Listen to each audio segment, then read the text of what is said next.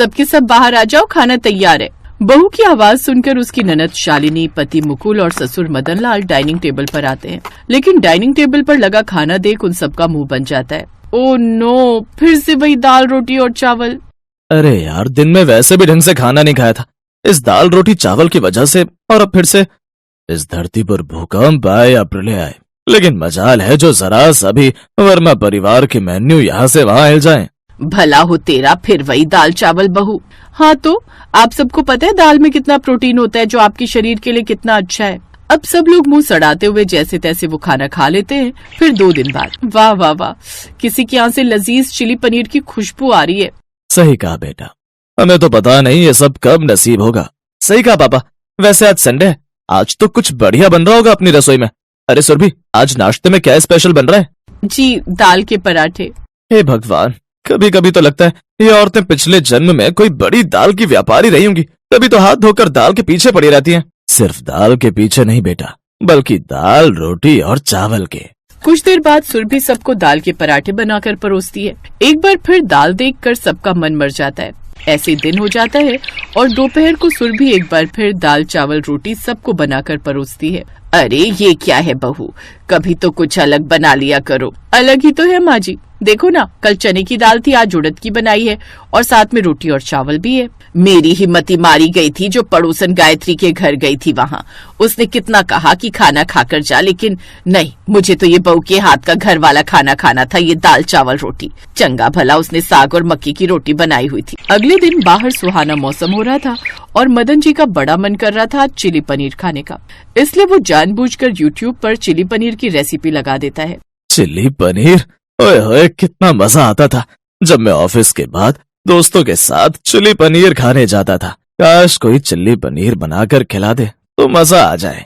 अरे आप भी किस उम्मीद में बैठे हो जी, हमारी रसोई में सिवाय दाल के अलावा कुछ नहीं पक सकता।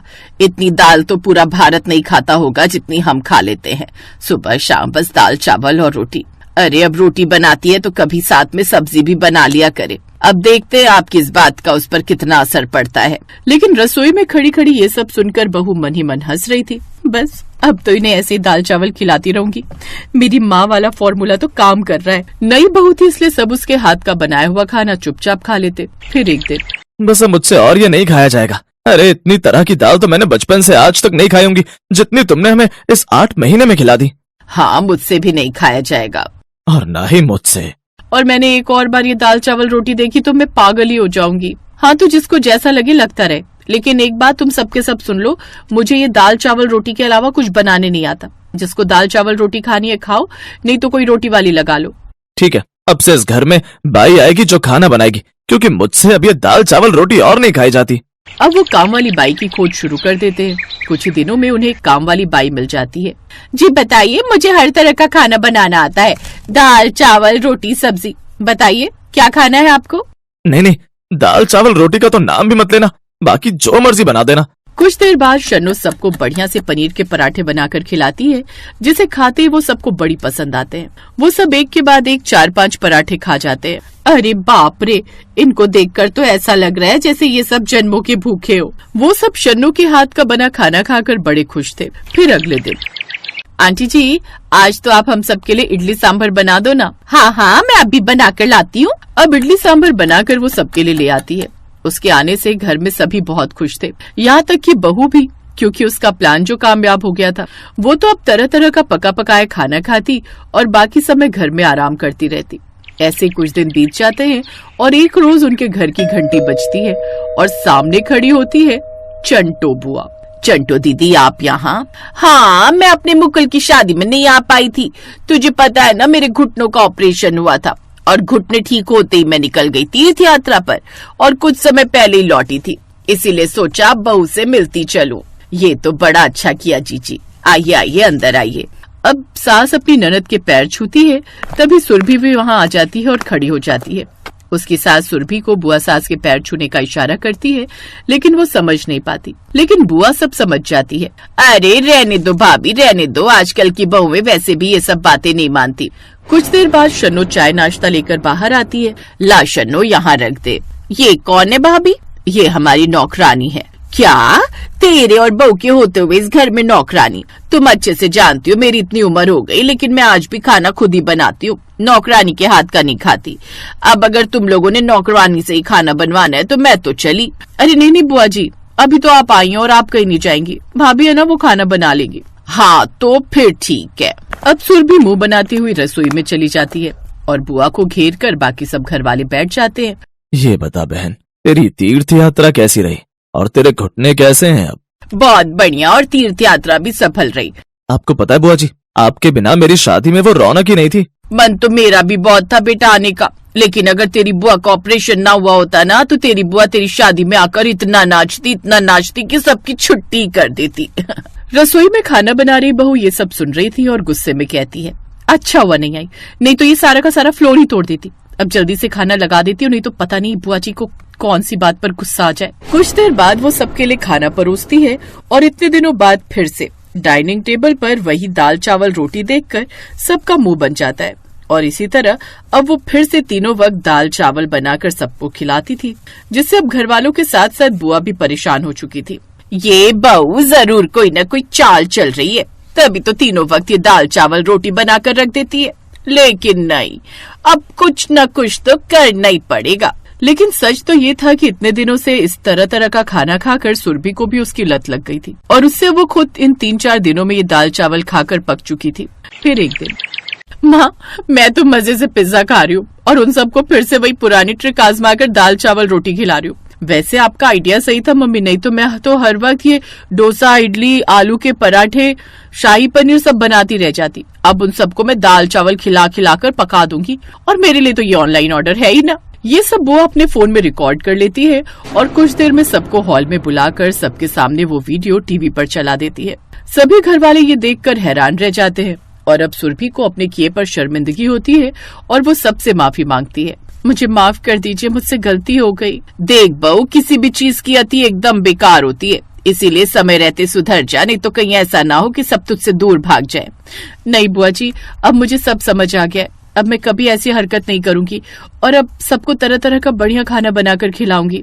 उस दिन के बाद सुरभि ने काम चोरी छोड़ दी और अब वो सबको बड़े प्यार से तरह तरह की डिशेस बनाकर खिलाती, जिससे अब सब खुशी खुशी रहते।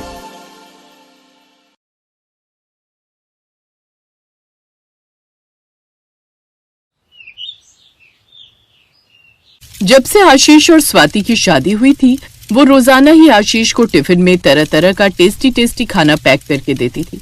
आशीष भी अपने फ्रेंड सर्कल में जब लंच खोलता तो सब उसके टिफिन की बहुत तारीफ करते। यार तेरे तो मजे हैं आशीष, भाभी तुझे रोजाना नई नई डिशेस बनाकर टिफिन में पैक करके दे देती है। एक हम है यार, रोजाना वही तोरी घिया टिंडे की सब्जी। वैसे आज तेरे टिफिन में क्या है? आज तो अभी टिफिन खोला नहीं है, देखता हूँ। अरे यार बढ़िया ही टिफिन पैक किया होगा भाभी ने, ला हमें दे, हम देखते, ला। आशीष के दोस्त उसका टिफिन अपने हाथ में पकड़ लेते हैं। अरे वाह, भरवा भिंडी और मलाई कोफ्ता, साथ में चटनी और सलाद भी। अरे यार, और ये मीठे में भी कुछ है यार। अरे गुलाब जामुन, भाई इसे कहते हैं यार टिफिन। आशीष के सभी दोस्त ऐसे ही थे, हंसी मजाक करने वाले और खूब मेल मिलाप से एक दूसरे के साथ मिलजुल कर खाने पीने वाले, जैसा कि अक्सर होता है। सबने एक साथ अपने टिफिन खोल लिए और लंच करने लगे। तभी आशीष के मोबाइल पर स्वाति का मैसेज आता है, जिसमें वो आज के टिफिन के बारे में पूछ रही थी। आशीष भी प्यारा सा इमोजी बना देता है। स्वाति और आशीष के बीच बहुत प्यार था। दोनों की 6 महीने पहले ही लव मैरिज हुई थी। घर में भी सब स्वाति को बहुत प्यार करते थे।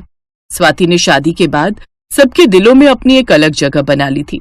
आज तुमने राजमा चावल बहुत ही अच्छे बनाए थे बहू, तुम्हारे हाथों में खाना बनाने की अद्भुत कला है। ये बात तो मैं भी कहूंगा स्वाति, तुम नहीं जानती हो तुम्हारे टिफिन की मेरे ऑफिस में सारे फ्रेंड्स बहुत तारीफ करते हैं। सचमुच तुम खाना बहुत टेस्टी बनाती हो। Thank you Ashish ji, thank you माँ जी। बस तुम दोनों के बीच ऐसे ही प्यार हमेशा बना रहे। मैं तो भगवान से यही मांगती हूँ, मेरे बच्चों को किसी की नजर ना लगे। आशीष बेटा, मुझे वापस लौटने में 1 महीना लगेगा, तुम दोनों पीछे से सब संभाल लोगे ना? हाँ माँ, आप यहाँ की चिंता मत करो, आप आराम से मौसी जी के घर पर रहो। इस समय उन्हें आपकी ज्यादा जरूरत है। वैसे उनके घुटनों का ऑपरेशन कब है? परसों का बता रही थी, डॉक्टर ने अपॉइंटमेंट दिया है, इसलिए तो कल जा रही हूँ। स्वाति आ गई है तो मुझे यहाँ की भी चिंता नहीं रहती। वरना मेरा भी जाना कहाँ ही हो पाता। अगले दिन आशीष की मम्मी 1 महीने के लिए अपनी बहन के घर रहने चली जाती है। एक दिन रोजाना की तरह ही आशीष ने ऑफिस में अपना टिफिन खोला ही था कि तभी एक लड़की ने अचानक आकर उसे चौंका दिया। हाय आशीष, कैसे हो? चौंका दिया ना मैंने? टीना, तुम और यहाँ मेरे ऑफिस में? मेरी यहाँ जॉब लग गई है। मुझे पता था कि तुम यहाँ काम करते हो, इसलिए तुम्हारा पीछा करते करते मैं भी यहाँ आ गई। तुम्हारी मजाक करने की आदत अभी नहीं गई। वैसे सच कहूं तो तुम्हें अचानक इतने समय बाद देखकर मुझे बहुत अच्छा लग रहा है। आओ बैठो ना, मैं बस लंच करने ही लगा था। टिफिन देखकर भूख तो मुझे भी लगाई है। वैसे क्या लाए हो टिफिन में? अरे मैडम, आशीष के टिफिन के बारे में तो कुछ मत पूछिए। जब से आशीष की शादी हुई है तब से सबसे बढ़िया टिफिन आशीष ही लेकर आता है। तुमने शादी कर ली आशीष? खैर दिखाओ तुम्हारी टिफिन में क्या टेस्टी खाना है, मैं भी टेस्ट करके देखती हूँ। हाँ, ये लो। आशीष की शादी की बात सुनते ही टीना जल भुन जाती है। हाँ, स्वाति बहुत अच्छी है। उसके हाथ का खाना खाकर ही तुम्हें पता चल गया होगा कि वो मुझे कितना प्यार करती है। मेरी बहुत केयर करती है वो। मैं सचमुच बहुत लकी हूँ जो मुझे स्वाति जैसी वाइफ मिली। चलो, अब तो मेरी जॉब लग गई है। कभी तुम्हारे घर चलूंगी तो स्वाति से जरूर मिलूंगी। टीना आशीष को काफी सालों से प्यार करती थी, पर पिछले 4 साल से वो अपने घर दूसरे शहर में वापस चली गई थी। अब 4 साल बाद वापस आई थी। आशीष और स्वाति की मुलाकात भी 2 साल पहले ही हुई थी। टीना को आशीष का अपनी वाइफ की तारीफ करना पसंद नहीं आ रहा था। वो अभी भी आशीष को मन ही मन प्यार करती थी। वो चाहती थी कि आशीष स्वाति को छोड़कर उससे शादी कर ले, इसीलिए वो एक प्लान बनाती है। आशीष टीना को स्वाति से मिलवा चुका था। एक दिन आशीष जब ऑफिस में था तो टीना ऑफिस से जल्दी निकल गई और सीधा आशीष के घर पहुंची। टीना, तुम आओ ना। हाँ स्वाति, मुझे आना पड़ा। वो क्या है ना, मैं थोड़ी बहुत एस्ट्रोलॉजी और ज्योतिष के बारे में जानती हूँ, इसलिए मैं फेस रीडिंग भी कर लेती हूँ। पिछली बार जब आशीष ने मुझे तुमसे मिलवाया था तो मैंने तुम्हारा चेहरा पढ़ लिया था।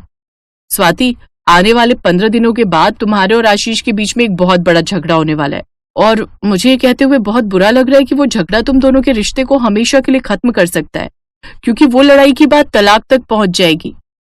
नहीं, ऐसा नहीं हो सकता। मैं आशीष जी से बहुत प्यार करती हूँ। कोई तो उपाय होगा जो इस अनहोनी को रोक दे। हाँ, मेरे पास एक उपाय है। अगले 15 दिनों तक तुम्हें आशीष को रोज टिफिन में पालक पनीर की सब्जी देनी होगी। उसके अलावा कोई सब्जी नहीं दोगी। अगर तुम ऐसा करती हो तो तुम्हारे और आशीष के रिश्ते में कोई दरार नहीं आएगी, सब कुछ ठीक हो जाएगा। बस तुम्हें ये उपाय किसी भी कीमत पर पूरा करना है, भले ही कोई मना क्यों न करे, कितनी भी लड़ाई क्यों न हो जाए। जीवन भर अलग होने से अच्छा है कुछ दिनों की लड़ाई हो जाना। और हाँ, याद रहे, मैंने तुम्हें ये सब बताया, ये बात तुम किसी से मत कहना, वरना तुम्हारी सारी मेहनत बेकार हो जाएगी। टीना ने स्वाति को बुरी तरह से डरा दिया था। टीना की ट्रिक काम कर गई और अगले दिन से स्वाति ने आशीष को टिफिन में रोजाना पालक पनीर पैक करके देना शुरू कर दिया। 1-2 दिन तक तो आशीष ने जब ऑफिस में टिफिन खोला तो सबने बहुत तारीफ की, पर धीरे धीरे जब रोजाना ही टिफिन में पालक पनीर निकलने लगा तो आशीष भी हैरान रह गया। अब तो दोस्त भी मजाक उड़ाने लगे। ओ यार, क्या बात है यार आशीष, पालक का खेत खरीद लिया है क्या भाई? क्या है ना, भाभी जी तो रोजाना ही टिफिन में पालक पनीर की सब्जी देने लगी है। अरे पालक के खेत के साथ साथ मुझे तो लगता है आशीष ने पनीर की दुकान भी खरीद ली है भाई, तभी तो रोजाना पालक पनीर बनता है। वरना भाभी जी तो तरह तरह की सब्जियां टिफिन में पैक करके दे देती थी। आशीष, इन सबको बोलने दो, पर स्वाति की यह हरकत मुझे भी अच्छी नहीं लग रही है। तुम्हें उससे बात करनी चाहिए। उस दिन आशीष ने अपने ऑफिस के दोस्तों की बात का सारा गुस्सा स्वाति पर निकाल दिया। तुम्हें क्या हो गया स्वाति? ये तुम रोज रोज टिफिन में पालक पनीर क्यों देने लगी हो? तुम कुछ और क्यों नहीं बनाती? ये सब क्या चल रहा है? वो ऐसे ही, बस और कोई सब्जी बनाने का मन ही नहीं करता। आजकल पालक अच्छी आई हुई है ना, तो मैंने सोचा। पता नहीं क्या क्या सोचती रहती हो। मुझे तो लग रहा है तुम्हारा दिमाग खराब हो गया है। मुझे कल दूसरी सब्जी बनाकर देना, वरना मैं दोपहर का खाना नहीं खाऊंगा। अगले दिन आशीष ने सोचा कि शायद स्वाति आज टिफिन में कुछ नया देगी, पर जैसे ही आशीष ने टिफिन खोला फिर से वही पालक पनीर उसने टिफिन में देखा। अब तो आशीष का चेहरा गुस्से से लाल हो गया। उसने जल्दी से टिफिन बंद किया और बैग में छुपा कर रख दिया। दोस्तों को उसने बहाना कर दिया कि वो आज टिफिन नहीं लाया है क्योंकि स्वाति की तबीयत ठीक नहीं है। रोजाना ही स्वाति टिफिन में पालक पनीर देने लगी तो आशीष ने दोपहर में टिफिन खोलना बंद कर दिया। रात को जब स्वाति टिफिन देखती तो खाना वैसे का वैसा ही दिखता। एक दिन स्वाति की सास जब फोन पर बात कर रही थी तो स्वाति के मुंह से बात निकल ही गई। स्वाति की सास समझ गई कि ये सब टीना का प्लान है। वक्त रहते अपने बहू और बेटे के रिश्ते को बचाने के लिए सास को वापस घर आना ही पड़ा। स्वाति की सास ने स्वाति से फोन करवाकर बहाने से टीना को घर पर बुलवाया। उस समय आशीष भी घर पर था। स्वाति ने सास के जोर देने पर टीना वाली बात आशीष को बता दी। अब जब आशीष को बात पता चली तो वो टीना की तरफ गुस्से में देखने लगा। तू मेरे से पूछ रहा था ना कि मैं 1 महीने के लिए गई थी तो इतनी जल्दी वापस क्यों आई हूँ? इस बदतमीज लड़की की वजह से। आशीष बेटा, ये टीना चाहती है कि तुम दोनों अलग हो जाओ ताकि ये तुम्हारी जिंदगी में फिर से लौट आए और मेरे जीते जी ऐसा कभी नहीं होगा। टीना, तुम्हें क्या लगा था कि तुम फिर से मेरी जिंदगी में वापस लौटोगी और मैं अपनी पत्नी से रिश्ता तोड़ दूंगा? कभी नहीं। स्वाति और मैं एक दूसरे के जीवन साथी हैं और ये रिश्ता जन्म जन्म का है। इस जैसी गवार लड़की के लिए तुम मुझे छोड़ रहे हो? मेरे घर से निकल जाओ और आज के बाद मेरे से तुम्हारा कोई मतलब नहीं। Get out from my house.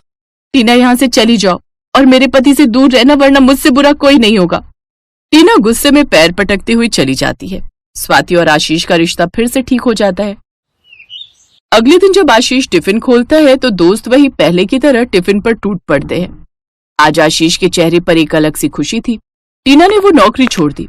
शायद आशीष के लिए ये आज की सबसे ताजा और अच्छी खबर थी।